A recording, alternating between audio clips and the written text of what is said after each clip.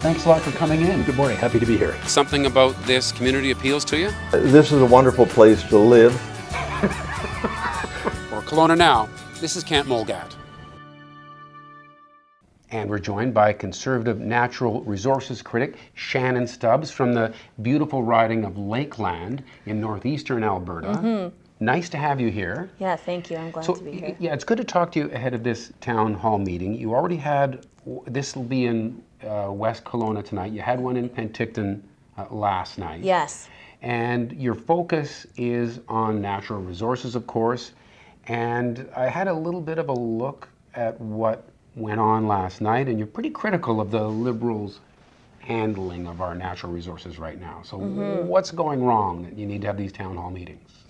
Well, here is the number one thing that I will take away from the visit. It is the fact that all the people I talked to in Penticton and so far today, they all have some sort of association with the oil and gas industry. And so the failure to get the Trans Mountain expansion built and this new legislation they're bringing in, which pipeline companies are saying will ensure no new pipeline is ever proposed or built in Canada, again, because of the complexities and the uncertainty in the process that they're going to put forward. You know, all those people are worried about that because Canada needs to get pipelines built in order to be able to export oil and be able to keep that production going on in other parts, in Alberta and in Saskatchewan that lifts the economy of the entire country. And so, when I hear things like there are 5,000 oil and gas workers who work right in Kelowna, who live and are from Kelowna, and visiting places like West Manufacturing today, right. And their primary customer for so many years was oil and gas. They're diversified, so also they supply to forestry and mining and other sectors too. So that's a good thing. But right. They've definitely felt the impact of all those job losses. Okay, you mentioned the Trans Mountain pipeline. Kinder Morgan seemed to be floundering with getting it done, and who stepped up to buy the pipeline and try to make it happen? It was the Liberal government. So it just surprises me that you would characterize them as being not, in the reason it's not going through. It's pretty rare for a government to actually buy it and get their name on it practically in an effort to make it happen. Well, you know what? Can't you give them credit for that? Well, Kinder Morgan had fully intended to build the Trans Mountain expansion. They had spent years and millions of dollars investing in securing the contracts and getting in the support of Indigenous communities and working out the route and going through the regulatory process. And in fact, it was 3 years ago that the Liberals had given that approval. They said it was in the national interest. Right. Conservatives agree with them. Turns right. out the majority of Canadians do too, including the majority of British Columbians. Right. So that's all good news. But then after the approval, there's nearly 2 years of a variety of different challenges where the federal Liberals and the Prime Minister really didn't say a whole lot about support for the Trans Mountain expansion, about all the benefits it'll provide in BC and also in Alberta, but obviously also for the whole country. It's only recently that the Liberals have really been talking about the degree of support from Indigenous communities. So there was like a PR failure then? They weren't publicly arguing in favor of it enough? Both they weren't championing or making the case on the Trans Mountain expansion. But then what became clear after the court ruling is that they were also totally unprepared for it. So after the court ruling that said that that they had failed in their own process on Indigenous consultation, and right. the court did say they had a good approach and a good process, but that where their shortcomings was in meaningful two-way consultation, right. where they should have had an actual decision maker who could potentially make changes to accommodate right. the concerns. Okay. That they didn't do that. And then the other part was the ruling about, which really did assert that the NEB should do a review on the tanker traffic instead of what actually did happen, which was Transport Canada had done the review. What we expected, especially after they had been in court for that long, and they obviously hadn't worked anything out with the new BC Green NDP coalition that also ramped right. up the opposition against TMX, they had no plan.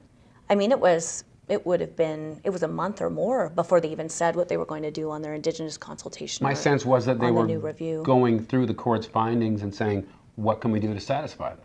But they had been contesting in court, for a long time. Like they should have been able to anticipate where the concerns would have been and what the roadmap was.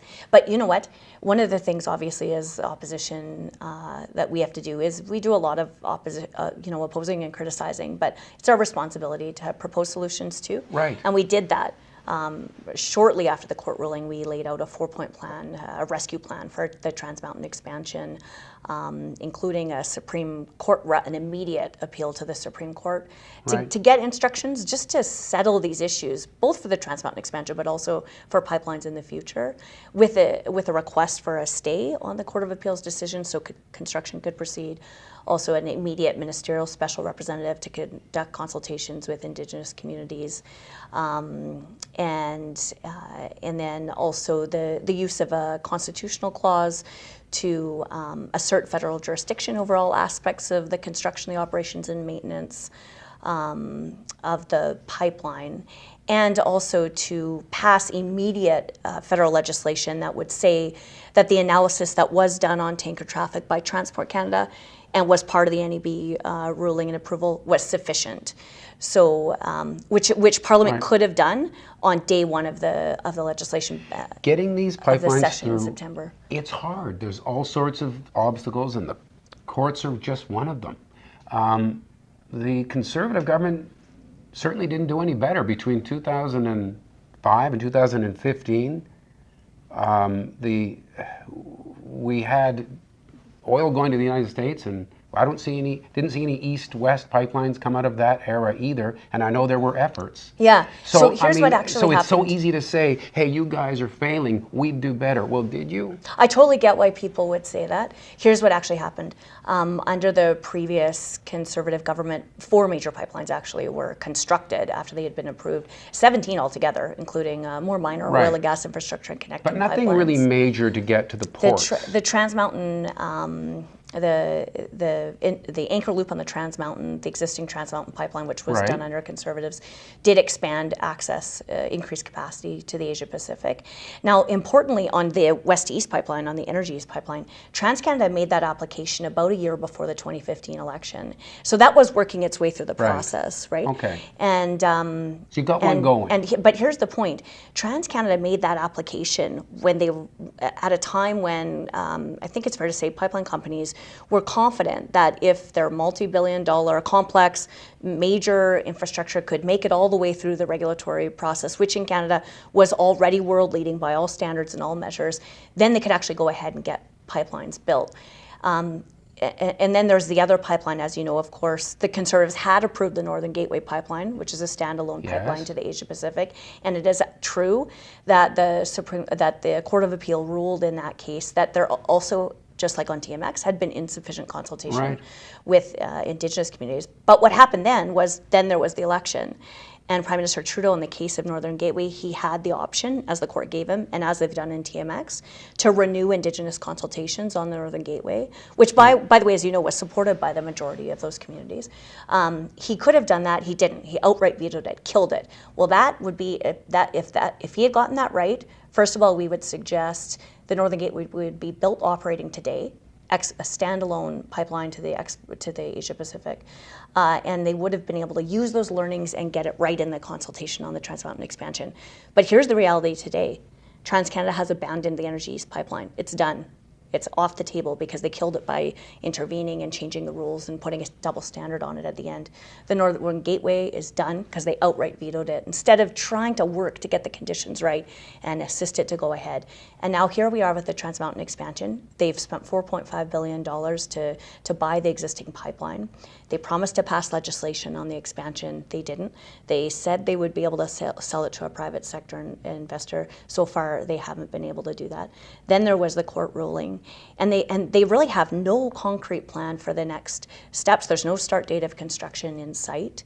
What they've really done is taken the longest possible route to get the Trans Mountain expansion off the ground, and now they're bringing through a bill that the private sector, premiers, Indigenous leaders, they're saying no more pipelines will be built in Canada again. Do you think this comes from the fact that they simply don't support any sort of expansion of the oil industry? Because it seems to me by buying that pipeline, they demonstrated that in this case at least, they are supportive of it. But you're saying that no, they're not?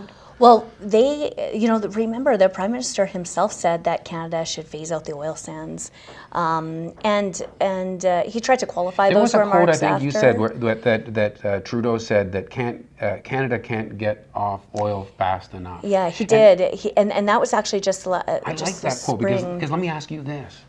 Have we gotten off oil fast enough? If we take back the beginnings of the concern about global warming back to when we first started hearing about it, have we gotten off oil fast enough? I would say, given what the scientists are telling us, no, we haven't. And that's why we still need pipelines, because we're nowhere near ready to suddenly not be using oil. We would probably both agree on. Yes. So isn't what he's saying true? That we can't get off oil fast enough? Because you probably care about global warming, do you not? Here's what I would say. Exactly as you've pointed out, global demand for oil is projected to increase long into the future. Canada, as you know, is home to the third largest oil reserves in the world, the vast majority of the oil sands. And this is the bottom line. We should be proud as Canadians of all of our natural resources sectors, but of oil and gas in particular, because we are the most environmentally and socially responsible producer in the world. We can continue to improve on that. We should. But that's as it stands and experts have done rigorous benchmarking analysis of Canada against other oil and gas producers for decades, and that is the case, that Canada is literally second to none. The energy industry is the biggest private sector investor in the Canadian economy. It is Canada's biggest export. And Canada really is an example to the world of an oil producer that has been able to provide jobs and economic benefits, revenues to governments, which fund pensions and social programs and hospitals and schools, and provide revenue that's shared across the country, while also constantly making achievements in emissions reduction and environmental stewardship, reducing use of water,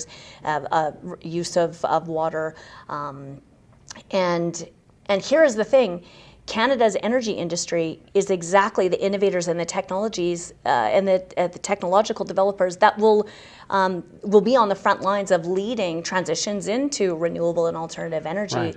But here's the scary thing, the consequences of the variety of the multiple anti-energy policies and legislation that the Liberals have put forward, and messages from the Prime Minister like phase out the oil sands and can't get off. He regrets that Canada can't get off oil tomorrow, which is what his comment was. He regrets that Canada can't get off oil tomorrow. Right, and that's what he said in Europe to the Well, world. yeah. But so here's what's happened. $100 billion in energy projects have been cancelled in Canada since he came to office. That's a steeper decline than at any other time frame in more than 7 decades.